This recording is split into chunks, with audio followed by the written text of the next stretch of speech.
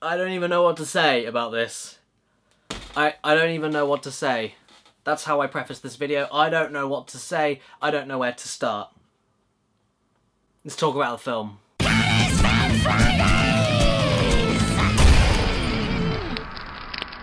Greetings and salutations, my beautiful people. Welcome back to CADDY'S Film Fridays, where we talk about films and films happen, made by, edited by, at least, the lovely Caddicarus Piquet, my girlfriend, who is on Twitter, Chockaboo, link in the description. Thank you, honey, I love you. Well, speaking of Caddicarus, well, she saw this movie with me, and she thought it was horrifically boring, and she didn't like it, like, at all.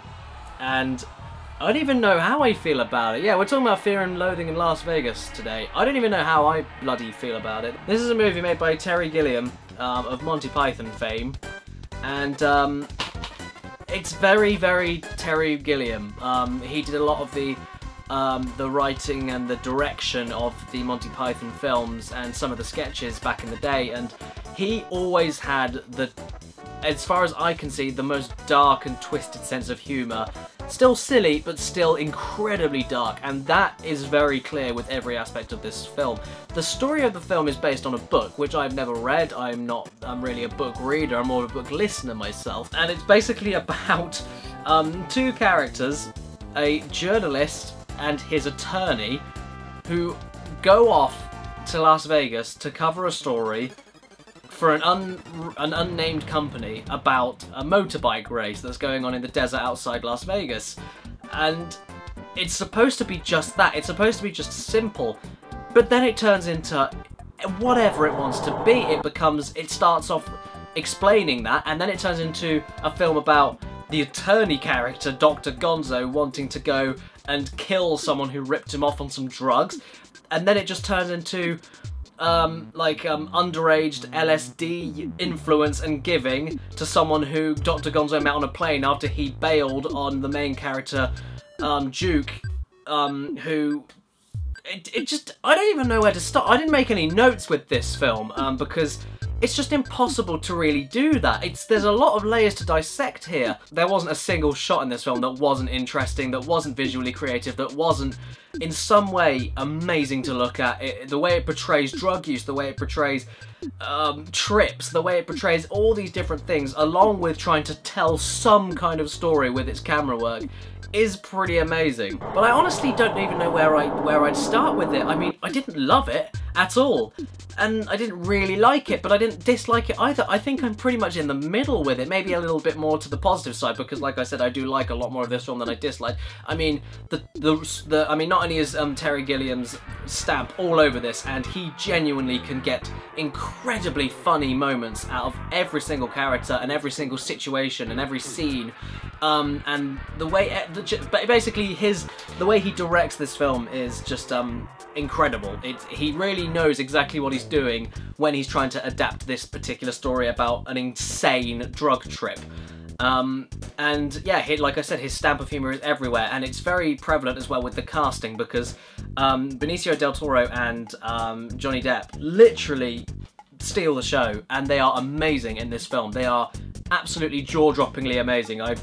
Some of my favourite roles I've seen both actors in, personally. Depp, obviously, I think probably steals the show. Benicio is more of the kind of the intense side. There's kind of like the happy-go-lucky side and the paranoid side, which Depp kind of represents, of the drug use and everything, and the completely schizophrenic and aggressive and sudden and awful wanting to kill yourself kind of side that Benicio brings to the table. And they complement each other really well, and some of the stuff, the way that Depp acts, the way he kind of becomes this character who's constantly high and constantly has a fucking cigarette in his mouth, and I don't think there's a single scene he doesn't have a cigarette in his mouth. I love that little detail, but I don't think there's a single scene where he's not interesting to watch, or says anything that's not relevant to anything or uninteresting, even if the story just kind of goes off the rails and becomes the most insane acid trip of a film I think I've seen in a long time. He always seems to bring everything together, because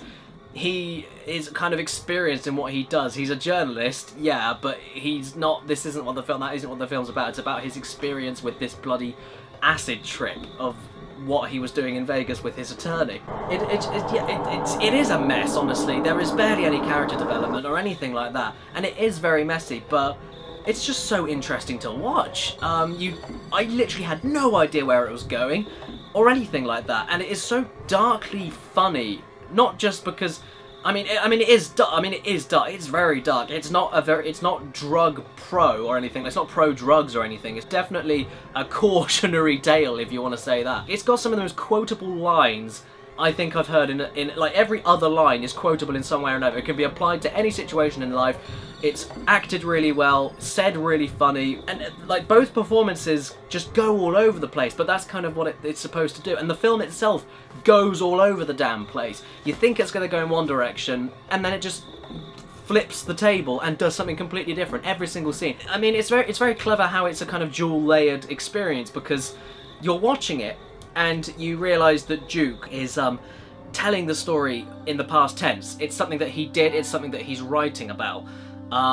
So from the start, knowing that immediately he's a drug addict, and this whole trip that was supposed to be business just didn't become business at all. Knowing that, you never know from the beginning to the end if what he's saying is even exaggerated, or what he's saying it even happened at all, and if what he's explaining how it happened, if that's even how it happened at all, or if he's bigging it up for the story that he's telling, or if it actually did happen like that. And you never know. And even when you're watching the film with what's going on screen, the way that the camera and the horrible lighting effects and the amazing practical effects, like with the scene when he thinks that everyone in the bar is a reptile having like a eating orgy. It's very Terry Gilliam. It's so dark Monty Python. And I didn't think it would work for Johnny Depp, but he really does nail it. Really does nail it. And he has some of the funniest lines and acts them in the most like I'd say it was a more iconic performance than probably like Jack Sparrow or someone, because it's almost like, because you know how Jack Sparrow's kind of like that all the time. And he's always very kind of on edge about, like, not even on edge, just kind of not quite in the head. That's kind of what this character's like, but he's completely off the rails. He's always jumping at things and always screaming at everything and always ready to just push something away or hit something, and he's always walking around in the dumbest ways. It's just an acid trip of a film, it really is. And it's a perfect expression of what that kind of drug would do to you, I guess. And yeah, even though the writing is fantastic as far as I'm concerned, even though no development, no plot progression, it's just very good writing and very clever jokes as they are. I guess the only thing I can really say against it is the fact that because of the kind of characters these people are, and the way the story's being told, and the way that everything is, it's very actually hard to understand what they're saying half the time, and I get that's kind of the point, but your enjoyment of the film is really, I don't know if that's the intent, because when you're concentrating on what they're saying, you're also concentrating on what you're seeing, and when you're concentrating too hard on what you're seeing, it starts to make you feel a bit ill because of how the film is shot and everything. When you're seeing all of these things, like with the reptiles and everything going on screen right now, whenever the camera cuts to the first person view of Depp, you don't even know if that's what he's seeing or if that's what he's just describing. You just don't know what's real or what's not at any point, and it is so good at making you feel uncomfortable, making you feel like you have no idea what's going on. And I also really loved with the fact that there's so many cameos in this. There are cameos from all sorts of people. Gary Busey's in it, Tobey Maguire's in it, Cameron Diaz is in it. There's all these random different people that just pop up, but all these different people pop in out of nowhere, and it makes me think personally, like as you're watching it, it makes me think like as this character Duke is telling the story, when he's telling the story, is he saying that, oh, so I ran into this person who looked like Tobey Maguire, so then they just got Tobey Maguire to play the character. Oh, I ran into this police officer that looked like Gary Busey. Oh, so maybe we should use Gary Busey then, you know?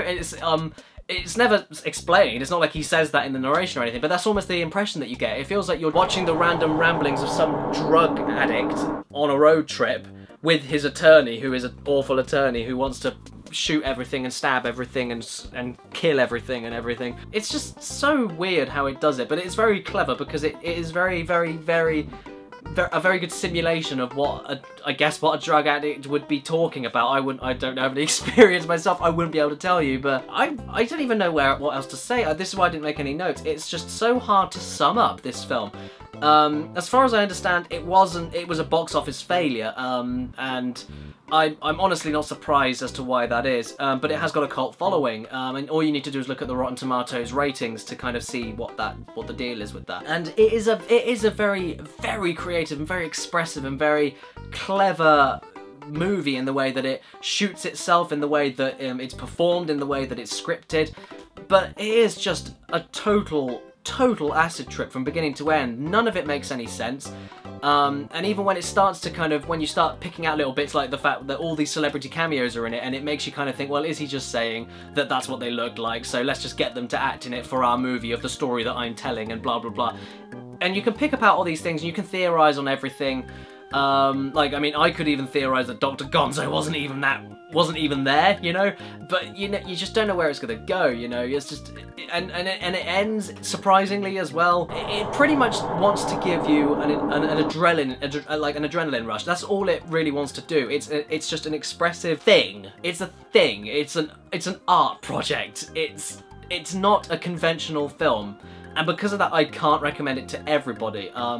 I really don't know what else to say to it. I'm sorry this video is a bit short or a bit out of depth, but it's just it's mind-blowing how ridiculous this film is. And I'm gonna say, on the recommendation scale, I'm personally gonna stick on recommend it, maybe highly recommend it. Highly recommend it purely because I think that you really do have to at least see it to experience it and see how this film happened, because it really is a lot of effort clearly went into it, and it has some very interesting moments, like the drug addicts going off to a drug convention and an anti-drug convention, stuff like that. And it's got, like I said, it's very quotable and there's lots of things to it, but it is just, there's no meat to it, you know. It is just a load of events and a load of random shocking things that happen, and I guess that's the point, yes, but it's hard to enjoy just as a film in itself, and it's hard to judge it on its merits as a film, because it literally is just some sort of experiment in colour, an experiment in expressive camera shots, an experiment in how you can make these actors act weirder and more over the top, and how you can make the audience feel uncomfortable. And it does well on that, but I think if it's going to do that, it needs to be kind of like Eraserhead, which is not as long, and it has more of an atmosphere, you know. This film doesn't have an atmosphere, it doesn't have meat, like I said, it's just loads of things happening, and half the time you can't understand what is going on, what is being said, which is a shame, because then some of the jokes go completely over your head, because it is really well written humour, and it's just one thing after the other, and yeah, you don't know what's going on, you don't know where it's going, but it's just very hard to watch, I think, because it is just, I think, maybe too insane for its own good. I think it just needed some kind of backbone, and it doesn't have a backbone. It is just, it's like, from the second it starts, you are taking the drugs that these people are taking, but it never lays off, it never calms down, it's always doing something until the very end. And like I said, it's incredibly awesome in how it does that, and it's very memorable because of how it does that, but I don't know, I can't explain it, you just have to experience it for yourself. All I know is that I didn't love it and I didn't hate it. I am on the positive end of in the middle, but yeah, I recommend it, highly recommend it, for the sake of, if you're into films, you need to see it. But as a general movie, I'm going to recommend it because it's just crazy. But it is some of Johnny Depp's best acting as far as I'm concerned. Some of the best writing for a kind of acid road trip movie and everything. But it just, yeah, I mean, I've gone on long enough, I've rambled long enough, so there you go. If it's your birthday or watching this video, happy freaking birthday to you. Please remember to stay beautiful and don't do drugs. Just don't fucking do drugs.